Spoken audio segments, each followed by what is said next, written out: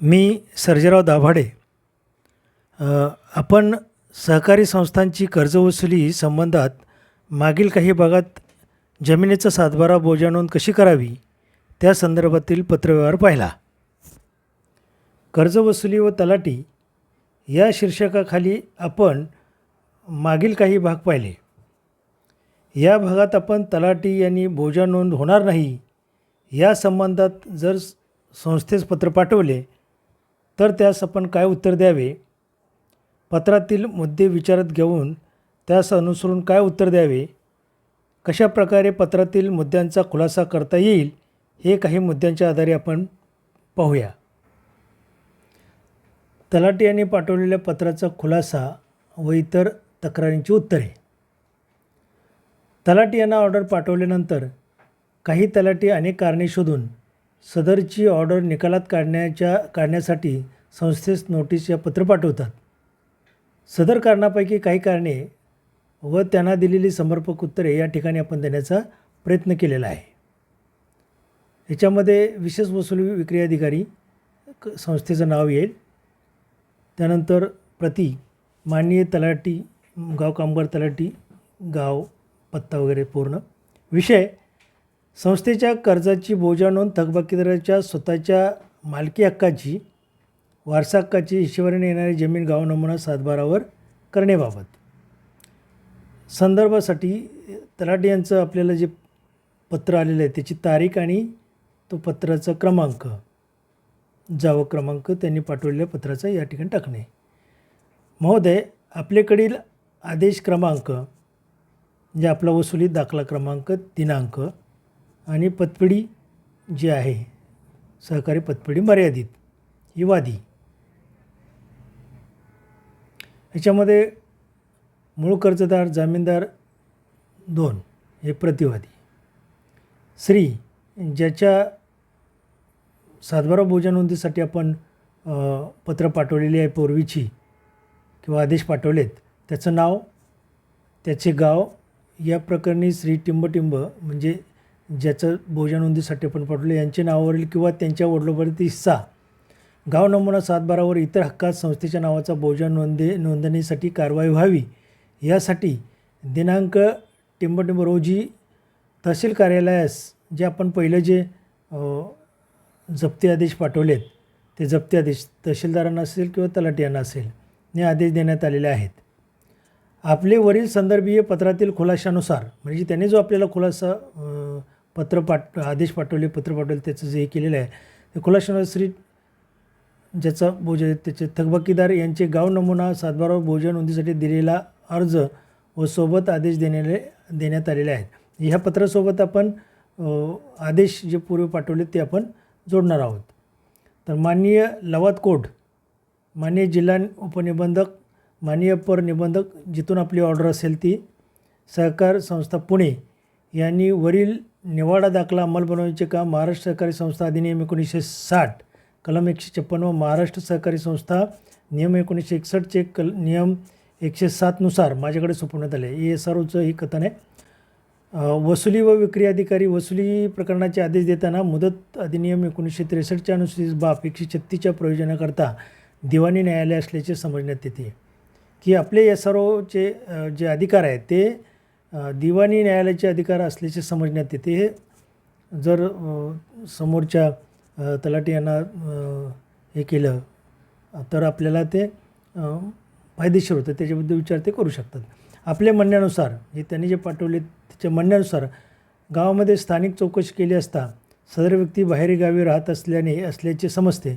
त्यामुळे सदर व्यक्तीच्या नावे बोजा नोंद करणे कामी खालील कागदपत्राची पूर्तता करणे आवश्यक आहे. म्हणजे त्यांनी आपल्याला पाठवलेलं आहे त्यांच्या पत्रामध्ये. त्याच्यामध्ये काय सांगितले, पहिला पॉईंट आहे म्हणजे वेगवेगळ्या पत्रामध्ये वेगवेगळे मुद्दे असतील त्याचा आपल्याला खुलासा करायचा आहे की पहिला आहे काय असे पत्र आलेले त्या वेगवेगळ्या पत्रामधून वेगवेगळे जे त्यांनी मुद्दे उपस्थित केले त्याचे संदर्भ इथं आपण घेतलेला आहे. आणि त्याच्यामध्ये एक आहे सदर मिळकतीवर बोजा नोंद करणे कामी त्यांच्याकडील घेतलेले संमतीपत्र किंवा करारपत्र, मुखत्यारपत्र, म्हणजे ज्याच्या सातबारा बोजा नोंद करायची त्यांच्याकडून संमतीपत्र संस्थेने घेतलं आहे का, करारपत्र करून घेतलेलं आहे का किंवा मुखत्यारपत्र करून घेतलेलं आहे का, तर आम्ही बोजा चढवणार असं त्यांचं म्हणणं आहे. दुसरा पॉईंट आहे सर्व हितसंबंधांचे म्हणजे खातेदारांचे पत्ते, म्हणजे सर्व खातेदारांचे आता पत्ते देताना पत्ते ज्याचे सातबारावर जेवढी नावं आहेत तेवढे पत्ते व ₹25चे तिकीट लावून पोस्ट पाकिटे द्यावीत असं तलाट्यांचं पत्र येतं. पुन्हा काय असे असतात की सर्व सातबारा जोडणे आवश्यक आहेत त्याची फी ₹15 प्रमाणे द्यावी. म्हणजे ते सातबाराचे एका सातबाऱ्याला ₹15 याप्रमाणे जेवढे सातबारे असतील त्याची फी संस्थेनं अदा करावी.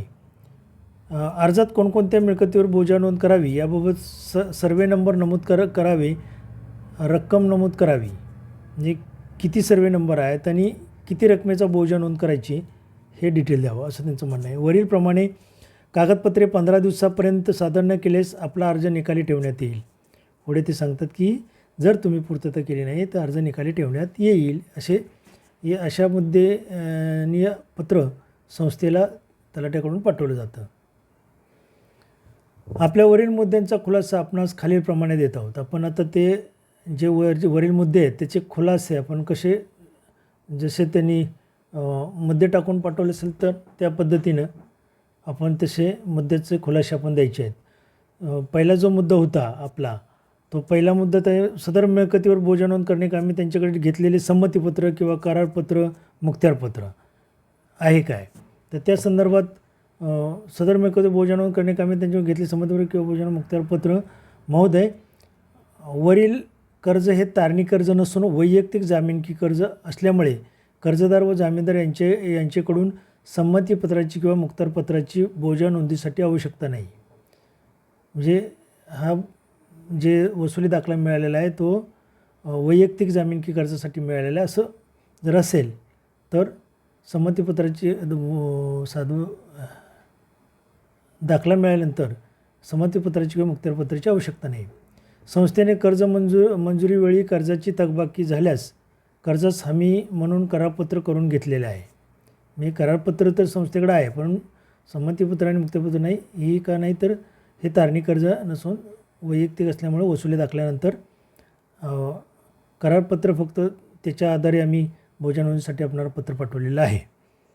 सदर कर्ज थकबाकी झाल्याने महाराष्ट्र सहकारी संस्था अधिनियम 1960 कलम 101 अन्वये वसुली दाखला लवाद कोर्टाकडून घेतलेला असून महाराष्ट्र जमीन महसूल कायदा 1966 नुसार सदरच्या वसुली दाखल्यावर कर्जदार जामीनदार यांच्याकडून वसुली दाखल्यानुसार होणारी रक्कम महाराष्ट्र जमीन महसूल अधिनियम 1966 the Maharashtra land revenue code 1966 मधील तरतुदीस अनुसरून जमीन महसुलाची बाकी आहे असे समजण्यात यावे व जमीन महसुलाची बाकी वसूल करण्याच्या पद्धतीप्रमाणे ती वसूल करण्यात यावी याप्रमाणे आदेश दिलेला आहे. त्यानुसार आपणास बोजा नोंद करण्याचा आदेश देण्यात आलेला आहे आणि म्हणून संबंधित खातेदार यांच्या संमतीची मुखत्यारपत्राची गरज नाही. सर्व हितसंबंधी यांचे म्हणजे खातेदारांचे पत्ते देण्यात यावेत. तर सर्व हितसंबंधीय म्हणजे कोण, तर सातबारावर जेवढी नावे असतील किंवा एका गटात किती हिस्सेदार आहेत ते हितसंबंधीय. काही गटामध्ये 10, 20, 50 हितसंबंधी असू शकतात. अशा सर्व हितसंबंधितांचे पत्ते संस्थेचं घर या सर्वांना कसे माहीत असणार. तलाठी यांना सर्व हितसंबंधितांना नोटीस पाठवावीच लागतात. मग ते संस्थेकडे सर्व हितसंबंधांचे पत्ते मागतात. अशा वेळी आपण काय उत्तर द्यावे ते असे.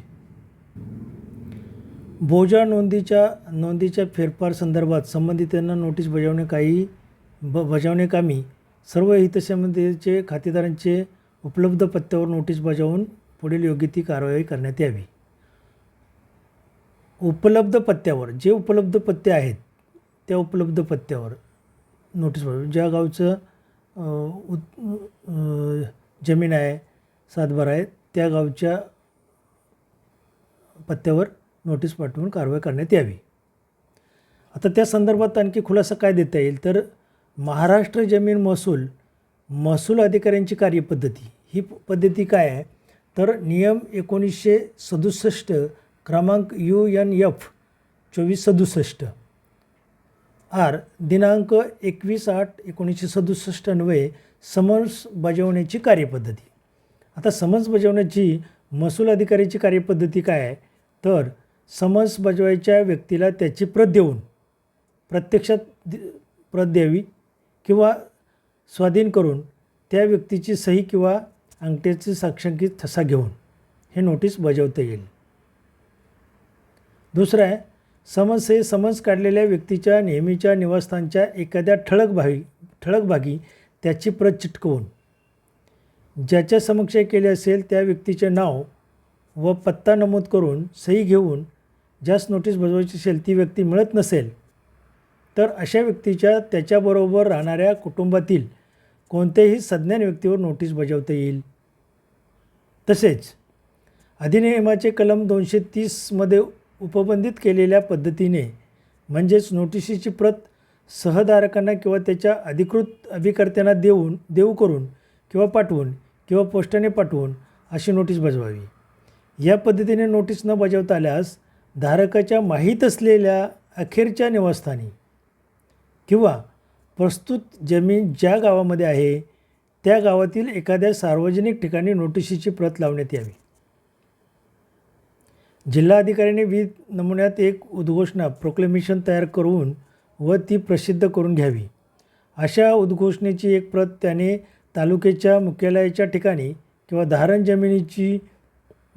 धारण जमीन ज्या गावात असेल त्या गावात लावावी आणि आवश्यकता असल्यास ज्या क्षेत्रात जमीन असेल त्या क्षेत्रात कार्य करणाऱ्या सहकारी बँकेकडे किंवा भूविकास बँकेकडे किंवा अशा दोन्ही बँकेकडे पाठवावी. म्हणजेच या ठिकाणी महसूल अधिकाऱ्याची जी कार्यपद्धती आहे, महाराष्ट्र जमीन महसूल अधिनियम 1966च्या अनुषंगाने जी महसूल अधिकाऱ्याची कार्यपद्धती नियम 1967 या पद्धतीनं त्यांनी ती कारवाई नोटीस बजावण्याची करावी असं यामधून अपेक्षित आहे. सर्व सातबारा जोडणे आवश्यक आहे तर त्याची फी रुपये काय असेल ते 15 रुपयाप्रमाणे म्हणतात त्याप्रमाणे या आदेश व खुलाशासोबत ऑनलाईन सातबारा माहितीसाठी पाठवत होत असेल तर ते सोबत फीची पोस्टल ऑर्डर पाठवत आहोत. नोटीस जर त्यांना पाठवायचे असतील तर थोडे लोक असतील तर जे काही 25 रुपयाप्रमाणे जे काही पोस्टाचे जे तिकीट आहेत ते आपल्याला पोस्टल ऑर्डरद्वारे पाठवता येतील. अर्जात कोणकोणत्या मिळकतीवर बोजा नोंद करावी त्यासंबंध सर्वे नंबर नमूद करावे, रक्कम नमूद करावी. म्हणजे ते आपण जे आदेश पाठवलेले पहिला तो आदेश, त्या आदेशामध्ये आपण किती रकमेचा बोजा नोंद करावी ही आपण त्याच्यामध्ये स्पष्ट केलेलंच असतं. त्याचबरोबर जे आपण त्याच्यामध्ये गट टाकलेले आहेत, सातबारा सर्वे नंबर किंवा गट 8 गाव नमुना जो दिलेला असतो बरोबर त्याच्यावर स्पष्ट दिलेलं असतं की याच्यावर वारसाकाने हिश्शेवारी त्याच्या हिश्श्यास येणाऱ्या जमिनीवर बोजा नोंद करण्यात यावी आणि किती रक्कम आहे ते पण आपण दिलेले असते, त्याचा उल्लेख त्याच्यामध्ये करावा. त्याने पाठवलेल्या मुद्द्यांचा आपण खुलासा केला तर खुलासानंतर आपण पुढे आदेश देणं गरजेचं आहे. मी म्हणजे SRO विशेष वसुली व विक्री अधिकारी सहकार खाते महाराष्ट्र सहकारी संस्था कायदा 1960 कलम 156 नियम 107/11 अन्वये प्राप्त अधिकाऱ्यांचा आदेश देतो की श्री टिंबडे यांचे स्वतःच्या मालकीच्या वारसाकडे हिशेवारी येणारी जमीन गाव नमुना सातबारावर या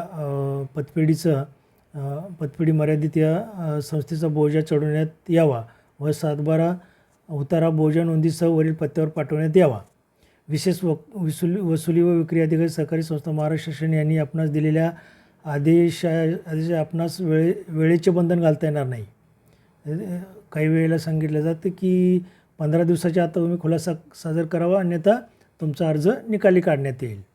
त्यावेळेला आपण म्हणू शकतो की दिलेला आदेश आपणास वेळेचे बंधन घालता येणार नाही अथवा त्याचे आदेशाचे उल्लंघन करून आदेश निकाली काढता येणार नाही. तशा प्रकारचा आपणास कोणताही अधिकार नाही. म्हणजे आपण पाठवलेले पत्र नसून हे पत्र निकाली काढू किंवा अर्ज तुमचा निकाली काढतो असं त्यांनी सांगितलेलं असतं, परंतु आपण पाठवलेला जो असतो तो आदेश असतो आणि अशा प्रकारचा आदेश त्यांना निकाली काढता येणार नाही. मी दिलेल्या आदेशाचे जर पालन केले नाही तर ते लोकसेवकाच्या कामकाजाच्या कारवाईत अडथळे आणल्यासारखे मानले जाऊन भारतीय दंडविधान संहिता कलम 183 या गुन्ह्याखाली शिक्षा होण्यास पात्र ठरतो. याप्रमाणे ही कायद्यामध्ये तरतूद आहे. हे आपण आदेशामध्ये देऊ शकतो.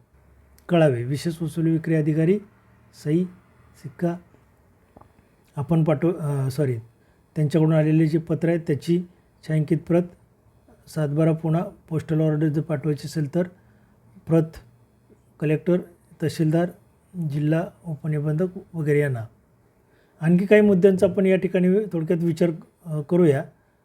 त्याच्यामध्ये 7/12 संस्थेच्या कर्जाची बोजा नोंद करताना अन्य हिस्सेदारांचे पत्ते उपलब्ध करून देण्यात यावेत जेणेकरून त्यांना नोटीस काढता येईल. त्याचं उत्तर आपण दिलं आहे की बाबा ते सर्वांचे पत्ते मिळणार नाहीत तर महसूल अधिकाऱ्याच्या कार्यपद्धतीनं ते नोटीस बजावण्यात यावं. बरोबर आहे. दुसरा मुद्दा आहे, सध्या थकबाकीदारांचे 7/12वर इतर संस्थेच्या कर्जाची बोजा नोंद आहे, त्यामुळे आपल्या संस्थेच्या कर्जाची बोजा नोंद करता येणार नाही. असे काही पहिले बऱ्याच संस्थांची नोंद असते, बोजा नोंद असते, त्यावेळेला असे हे पाठवले जातात तलाठी यांच्याकडून. त्याला आपण उत्तर सहकारी संस्थे लिमिटेड या संस्थेचे श्री टिंबटिंब यांच्याविरुद्ध मिळवलेला वसुली हुकुमनामा अवॉर्ड क्रमांक जो आहे हा कलम 91 मिळवलेला न्यायिक आदेश असून, म्हणजे 2 संस्था, एकाचा 91चा दाखला, एकाचा 101चा 91चा अवॉर्ड आहे, 101चा दाखला आहे, असे आदेश असून हे वरील दोन्ही संस्थेच्या बाबतीत लागू होतात. दिवाणी प्रक्रिया संहिता 1908 नुसार मत्तेची वाटणी, 73 नुसार मत्तेची वाटणी, म्हणजे दोन्ही जे आदेश आहेत किंवा 91चा अवॉर्ड आहे आणि 101चा दाखला आहे, या दोन्हीचं पण दिलेला आदेश या ठिकाणी दिवाणी प्रक्रिया संहिता 1908च्या कलम 73 अन्वये ज्याचं ज्या प्रमाणात असेल ते हिश्श्याच्या प्रमाणात त्याला त्याची रिकव्हरी मिळेल, परंतु बोजा चढवताना सगळ्यांचा बोजा चढू शकतो. दरखाती विक्रीच्या उत्पन्नाची हुकुमनामा धारकामध्ये हिशेवारीने वाटणी ते पुढील भाग आहे तो, पण बोजा नोंदीसाठी काही अडचणी येऊ शकत नाही. अशा पद्धतीने या ठिकाणी आपण त्यांना कळवणं गरजेचं आहे की बाबा किती बोजा आले तरी नोंद करणं हे तलाठ्यांचं काम आहे. बरं. संबंधित मालमत्ता आणि त्यातील हक्क, हितसंबंध इत्यादी कोणत्याही खाजगी हस्तांतर करणे किंवा त्यावर निर्माण केलेला भार किंवा बोजा संस्थेच्या विरुद्ध रद्द, निरर्थक व अग्राह्य होईल अशा आपण आपल्या आदेशात स्पष्ट उल्लेख असल्याने पूर्वीच्या संस्थेचा बोजा असताना आपल्या संस्थेचा बोजा चढवता येणार नाही, त्यामुळे आपला आदेश निकाली काढीत आहोत असं काही तलाठ्याने आम्हाला कळवलं. तर त्याला उत्तर आहे की खाजगी हस्तांतरण निरर्थक आहे, हे बरोबर आहे, परंतु कोर्ट आदेश नव्हे. आमचा आदेश हा लवादी कोर्ट आदेश आहे, तो निकाली काढता येणार नाही. आणि बोजा नोंदीच्या संदर्भात जेवढे आदेश येतील ते सर्वांची नोंद करणं हे तलाठ्यांचं काम आहे. थकबाकीदार यांची स्वकष्टार्जित मिळकत रेकॉर्डवर दिसून येत नाही, तर या संदर्भात उत्तर देता येईल की वसुलीची रक्कम महाराष्ट्र महसूल अधिनियम 1966मधील तरतुदीस अनुसरून जमीन महसुलाची बाकी वसूल करण्याच्या रीतीपण ती जबाबदाऱ्याकडून वसूल करावी. या वसुली दाखल्यानुसार फक्त स्वकष्टार्जित मिळकतीचा संबंध येत नसून वडिलोपार्जित मिळकतीचाही समावेश होतो, त्यामुळं वडिलोपार्जित मिळकतीवर बोजा नोंद होणं हे गरजेचं आहे. तर तशा प्रकारे आपण स्पष्ट उल्लेख करून त्यांना कळवू शकतो. आपण दिनांक 15 रोजी माननीय तहसीलदार कार्यालयास पाठवलेला आदेश आम्हास प्राप्त झालेला असून 7/12 सदरी वडिलांचे नाव असल्याने बोजा नोंद करता येत नाही, त्यामुळे आपला आदेश निकाली काढीत आहोत. तहसील कार्यालयास दिलेला आदेश आपणास निकाली ठेवता येतो काय, असल्यास कोणत्या कायद्याने, तत्संबंधी खुलासा करण्यात यावा आपण विचारू शकतो. अन्यथा वारसाकाने बोजा नोंद करण्यात यावा. हिंदू वारसा कायदा 1956 नुसार कारवाई करता येईल, म्हणजे बाय बर्थ त्याचा हिस्सा लागू होतो. मुलगी असेल किंवा मुलगा असो, त्यांचा जन्मताच हक्क असतो हिंदू वारसा कायद्याप्रमाणे, त्यामुळं वडिलोपार्जित जमिनीवर बोजा नोंद करता येईल. मी दिलेल्या आदेशाचे जर पालन केले तर ते लोकसेवाच्या कामकाजाच्या कारवाईत अडथळे आणल्यासारखे मानले जाऊन भारतीय दंड विधानसंहिता कलम 183 नुसार गुन्ह्याखाली शिक्षा पास होण्यास ठरते, त्याप्रमाणे ही कायद्यामध्ये तरतूद आहे. काहींचा मुद्दा असतो की शेतजमीन खाते क्रमांक जे दिलेला आहे या मिळकती समायकातील आहेत. तर भारतीय वाटणीचा कायदा 1890 अविभक्त कुटुंबातील अथवा समायकातील थकबाकीदारांचा हिस्सा जप्त करता येतो. संबंधित थकबाकीदाराच्या जप्ती पंचनाम्यानंतर जमिनीचे मूल्यांकन करून ऑफसेट प्राईस मंजूर करून करून निलावानंतर माननीय न्यायदंडाधिकारी यांच्याकडून सक्तीने ताबा घेतला जाईल. वारसाकाने बोजा नोंद करण्यात यावा. बरोबर, ते पुढील विषय आहे. तुम्ही फक्त बोजा नोंद करणं तुमचं काम आहे. पुढचा मुद्दा आहे, या मिळकतीमधील थकबाकीदार याचा कायदेशीर हिस्सा ठरवण्यात आलेला नाही असं त्यांच्याकडून आपल्याला कळवलं जातं. तर महाराष्ट्र सहकारी संस्था अधिनियम 1960चे कलम 156 नियमित 7 नुसार जप्त करावयाची मालमत्ता ही थकबाकीदाराच्या व इतरांच्या संयुक्त मालकीची जंगम या स्थावर मालमत्तेतील हिस्सा किंवा हितसंबंध असेल तेव्हा थकबाकीदाराला नोटीस देऊन जप्ती करण्यात येईल. त्या नोटिशीनुसार त्याचा हिस्सा किंवा हितसंबंध हस्तांतरित करण्यास मनाई करण्यात येईल. पुढचा मुद्दा आहे, सदरच्या मिळकती ह्या समायकतेर असल्याने इतर सहीशीदारांची नोटीस काढणे आवश्यक आहे, तसे त्याचे वास्तव्य गावात नाही. बोजा नोंदीच्या फेरफार संदर्भात संबंधित नोटीस बजावण्याकामी सहीशीदारांचे तसे संबंधितांचे उपलब्ध पत्त्यावर नोटीस बजावून पुढील योग्य ती कारवाई करण्यात यावी. पुढचा मुद्दा आहे, पत्ते उपलब्ध होत नाही त्यांचे पत्ते उपलब्ध करून दिल्यास कारवाई करणे सुलभ होईल. आपणास कळवण्यात येते की सदरच्या वसुली दाखल्यावर कर्जदार जामीनदार यांच्याकडून वसुली दाखल्यानुसार होणारी रक्कम महाराष्ट्र जमीन महसूल अधिनियम 1966 मधील तरतुदीस अनुसरून असल्यामुळे त्याप्रमाणे आदेश दिलेला आहे. तशा पद्धतीनं ती कारवाई करण्यात यावी. परत आपण थोडं रिपीट केलेलं आहे.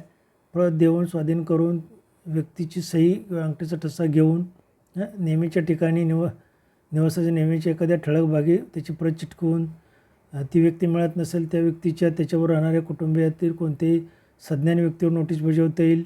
या पद्धतीने ज्या गावात जमीन आहे त्या गावातील एखाद्या सार्वजनिक ठिकाणी नोटीस लावण्यात येईल. अशा प्रकारे उत्तर आपल्याला देता येईल.